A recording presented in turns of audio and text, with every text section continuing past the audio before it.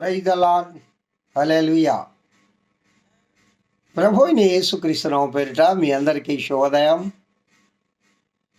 ప్రియ దేవుని బిడ్డలారా, ఈ 26వ తేదీ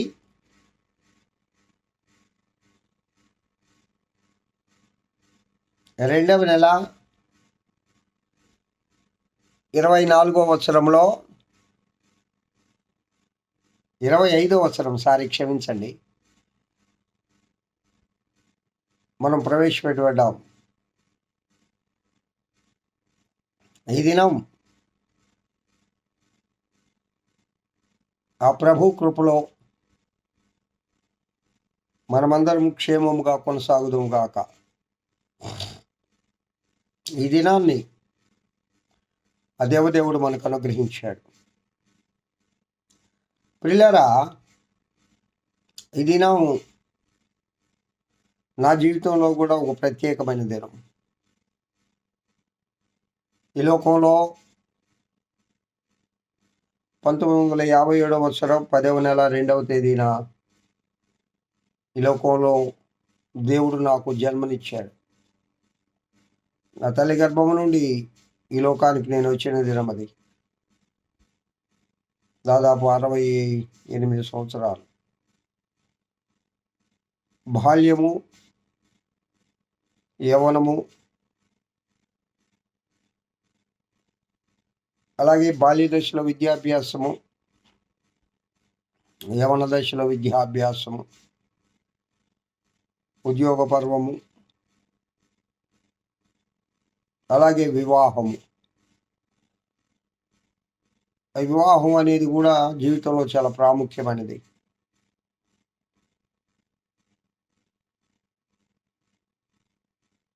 భార్య దొరికిన వాళ్ళకి మేలు దొరుకును. గుణవతి అయిన భార్య దొరుకుట అరుదు, అటుది ముత్యముల కంటే శ్రేష్టమైనది. ఈ విధముగా భార్యను గురించి బైబిల్ గ్రంథంలో భార్యలతో అనుభవజ్ఞుడైన సొలొమోన్ మహారాజు గారు రాస్తారు.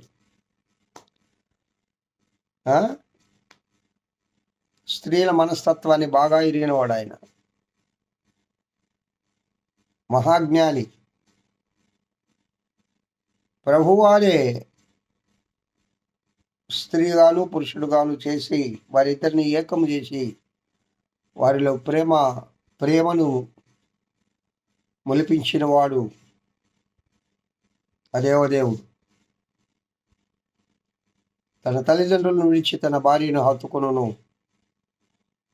అని దేవుడే చెప్పాడు. అంత గొప్ప ప్రేమ బాంధవ్యాన్ని వివాహ బంధంలో దేవుడు ఏర్పాటు చేశాడు. ఆ దినం ఈరోజు మా జీవితంలో జరిగింది.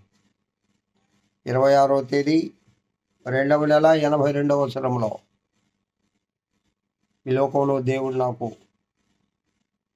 ఓ మంచి భార్యను అనుగ్రహించాడు. దేవుని యందు భయభక్తులు కలిగిన స్త్రీ.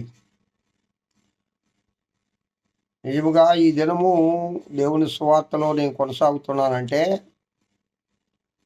ఆమె యొక్క ప్రార్థన, ఆమె యొక్క ప్రోత్సాహం. నా కుటుంబం, ఇద్దరు కుమార్తెలు, ఒక కుమారుడు, అల్లుండ్రు, కోడండ్రు, మనవళ్ళు, మనవరాలతో ఈ దినం చాలా సుభిక్షంగా ఆశీర్వాదకరంగా ఉంది. అంటే ఒక కారణం నా భార్య. నేను చాలా గర్వంగా చెప్పుకుంటాను దేవుని ఎదుట, సంఘం ఎదుట.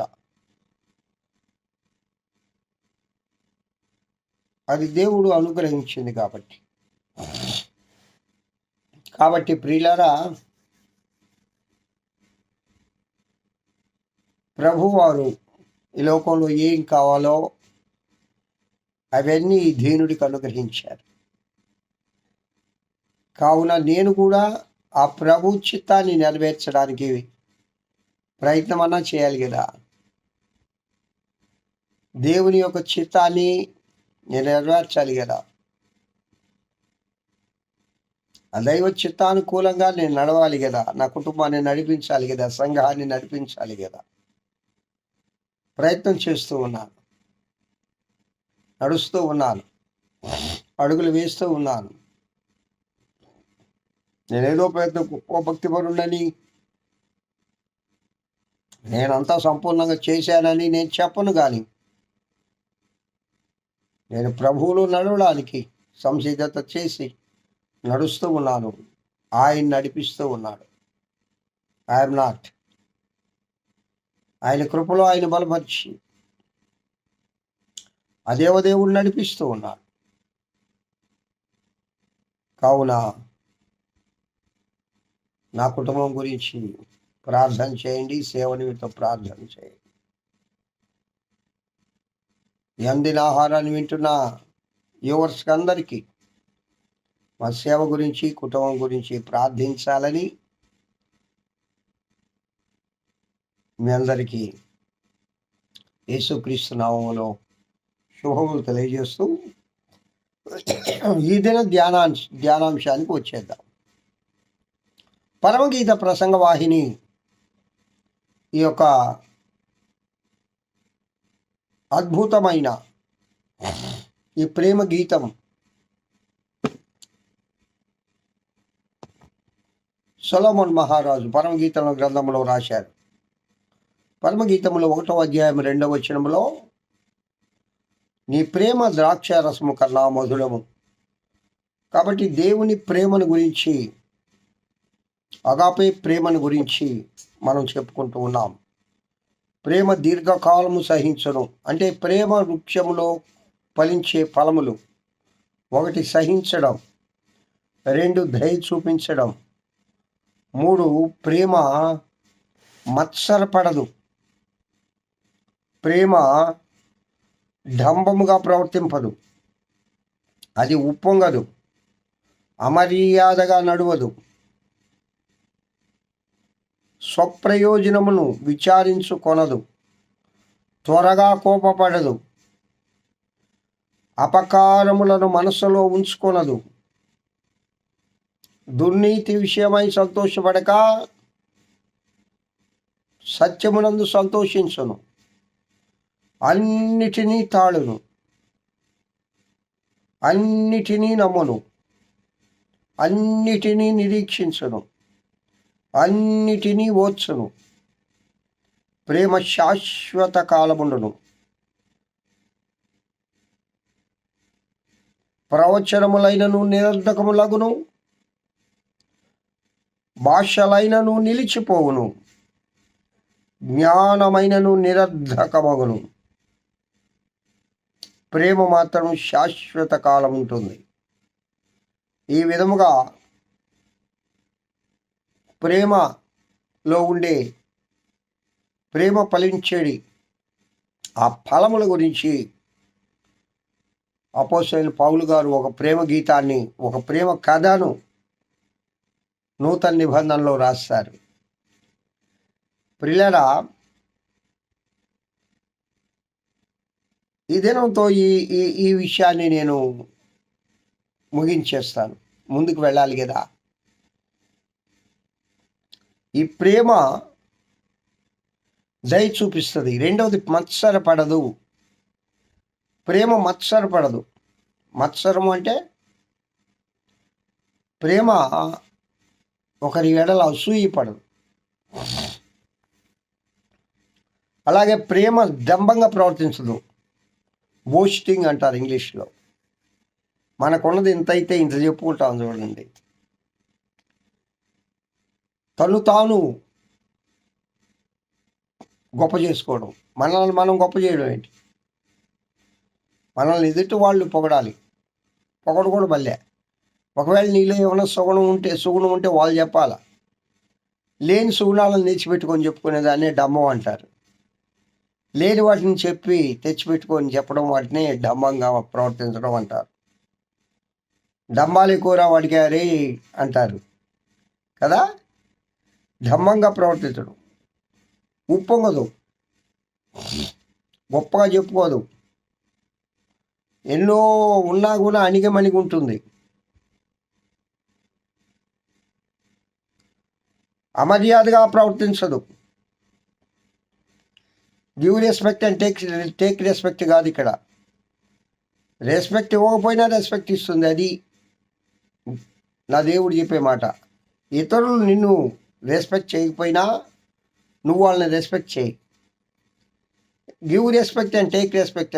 ఇది లోక సంబంధమైన ఆచారం, లోక సంబంధమైన మాట అది. కానీ ప్రభు అంటాడు, వాళ్ళు నిన్ను నిందించినా, వాళ్ళు నీకు రెస్పెక్ట్ ఇవ్వకపోయినా నువ్వు వాళ్ళని గౌరవించు. అమర్యాదగా నడవకూడదు. ప్రేమలో ఉండే ఒక మంచి గుణం అది, ఒక మంచి ఫలం. అమర్యాదగా నడుచుకొనదు, త్వరగా కోప్పడదు, స్వప్రయోజనం ఎప్పుడు కూడా విచారించుకోండి. అంటే సెల్ఫ్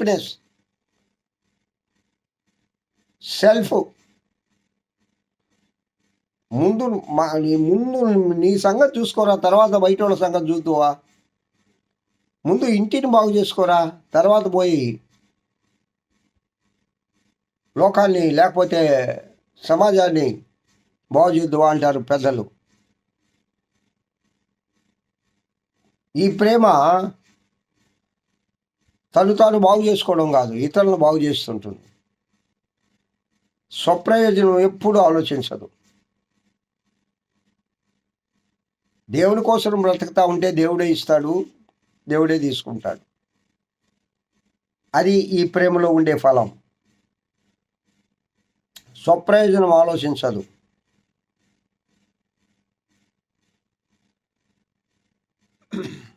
త్వరగా కోప్పడదు. ఈ ప్రేమ ఎప్పుడు ప్రేమిస్తూనే ఉంటుంది, కానీ కొరపడదు, మత్సరపడదు, అసూయపడదు, ద్వేషించదు. ఈ ప్రేమలో ఉండే సుగుణాలు అవి.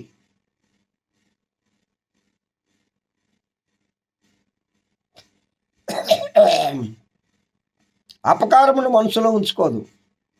చూడండి, అపకారికి ఉపకారం చేస్తారు ఈ ప్రేమ కలిగిన వాళ్ళు. ఎవరైనా అపకారం చేశారనుకో, దాన్ని వెంటనే తీసేసుకొని వాళ్ళకు ఉపకారం చేస్తుంది. తీసేసుకున్నాను చెప్పడం కాదు, నీకు ఎవరైతే అపకారం చేశారో వాళ్ళకు ఉపకారం చేయాలా. అది నువ్వు తీసేసుకున్నట్టు, అది నువ్వు క్షమించినట్టు, అది వారిని ప్రేమించినట్టు. నేను ఎప్పుడో క్షమించేశానులే అని వాళ్ళు వస్తే మొహం తిప్పుకొని పోవడం కాదు. నీకు అపకారం చేసిన వాళ్ళు వస్తే వాళ్ళని ఆహ్వానించి వాళ్ళకి భోజనం పెడితే నిజంగా నువ్వు అది వాళ్ళు చేసిన అపకారాన్ని ఎప్పుడో మర్చిపోయావని చెప్పుకోవచ్చు. అలాగే ప్రియులారా, దుర్నీతి విషయమై సంతోషపడక సత్యమందు ఎప్పుడు సంతోషిస్తుంది. అంటే దుర్నీతిగా ప్రవర్తించదు, దుర్నీతిగా సంతోషపడదు. అనీతిమంతులుగా లోకంలో జీవించి అన్యాయంగా అక్రమంగా పనులు చేస్తూ సంపాదిస్తూ లోకంలో పెద్దవారు అవుతూ సంతోషంగా జీవించడం కాదు. నీతి విషయమై ఎప్పుడు సత్యమందే సంతోషిస్తూ ఉంటుంది ఈ ప్రేమ. ఈ ప్రేమ వృక్షం ఫలించే ఫలం అది. అన్నిటినీ తాడుకుంటుంది, అన్నిటినీ ఓర్చుకుంటుంది, అన్నిటినీ నమ్ముతుంది, అన్నిటినీ నిరీక్షిస్తుంది. ఇవండి ఈ ప్రేమ వృక్షం ఫలించే ఫలాలు. ఇది నా యేసయ్యలో ఉన్న ప్రేమ. అందుకే ప్రియురాలంటుంది, నీ ప్రేమ ద్రాక్షారసము కన్నా మధురము. ఈ చెప్పుకుంటూ పోతే యేసు ప్రేమ గురించి ఈ సంవత్సర కాలం అంతా అందిన ఆహారంలో చెప్పుకోవచ్చు. కానీ పరమగీత ప్రసంగ వాహిని ముందు గదలాలి కాబట్టి ఈ దినంతో ఈ ప్రేమ కథను నేను ముగిస్తూ ఉన్నాను. రేపటి దినము మరి ఒక వచనంలోకి ఆ దేవదేవుడు మనల్ని నడిపించును గాక, ఆయన మనలతో మాట్లాడును గాక. Praise the Lord. దేవుడి వాక్యం దీవించి ఆశీర్వదించును గాక. ఆమేన్. మహోన్నతుడా స్తోత్రం, మహిమా ప్రభావం కలిగిన దేవా స్తోత్రం. యేసయ్యా, నీ కృపలో ఈ వాక్యం వింటున్న బిడ్డలందరినీ దీవించి ఆశీర్వదించమని యేసు నామమున పేరిట వేడుకొంచున్నాను తండ్రి. ఆమేన్. తండ్రి అయిన దేవుని నుండి, కుమారుడైన యేసుక్రీస్తు నుండి, పరిశుద్ధాత్మ అన్యోన్య నిత్య సహవాసం ఆయన వాక్యం ఇటున్న బిడ్డలందరినీ, సర్వలోక పరిశుద్ధులను, సార్వత్రిక సంఘాలు ఇప్పుడు ఎల్లప్పుడు సదాకాలం తోడైన నడిపింపబడును గాక. Amen, amen. Praise the lord. Hallelujah. Have a good day. ఈ దినమంతా ఆ దేవదేవుని కృపాక్షేమములే మీ వెంట వచ్చును గాక. హల్లెలూయా.